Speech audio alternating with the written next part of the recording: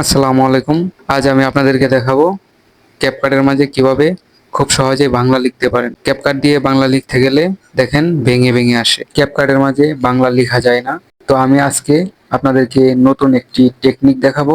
সেই টেকনিক অবলম্বন করে আপনারা খুব সহজেই ক্যাপকাটের মাঝে বাংলা লিখতে পারবেন। তো এই কাজটি কিভাবে করবেন চলেন দেখে নেওয়া যাক। ক্যাপকাটের মাঝে বাংলা লেখার জন্য আপনারা প্রথমে গুগলে চলে যাবেন। গুগলে যাওয়ার পর এখানে সার্চ করবেন ইউনিকোড বিজয় কনভার্টার।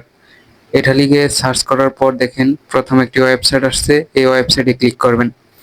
ক্লিক করার পর ওয়েবসাইটে আসার পর আপনারা ভিডিওর মাঝে যে লেখাটা লিখবেন সেটা এখানে লিখতে হবে। তো আমি ভিডিওর মাঝে যে লেখাটা লিখবো সেটা এখানে লিখে ফেললাম।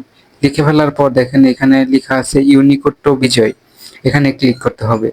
ক্লিক করার পর দেখেন এখানে নিচে ইংলিশ কিছু ওয়ার্ড আসছে, এটাকে পুরোটাই কপি করতে হবে। কপি অপশনে যেয়ে ক্লিক করে পুরোটা কপি করে ফেললাম। কপি করার পর ক্যাপকার্ডে চলে যাব। এখানে ক্যাপকার্ডে আসার পর এখানে অ্যাড টু টেক্সট, এখানে ক্লিক করব। ক্লিক করার পর ওয়েবসাইট থেকে যে লেখাটা কপি করেছি এটা এখানে পেস্ট করে দিব। পেস্ট করার পর দেখেন এখানে লেখাটা চলে আসছে। লেখাটা আসার পর আপনারা ফন্টে ক্লিক করবেন।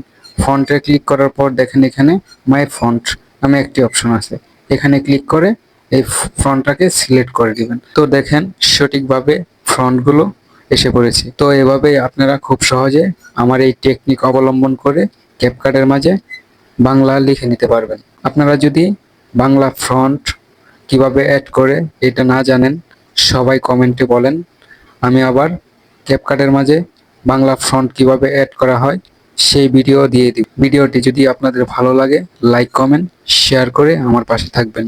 ধন্যবাদ সবাইকে।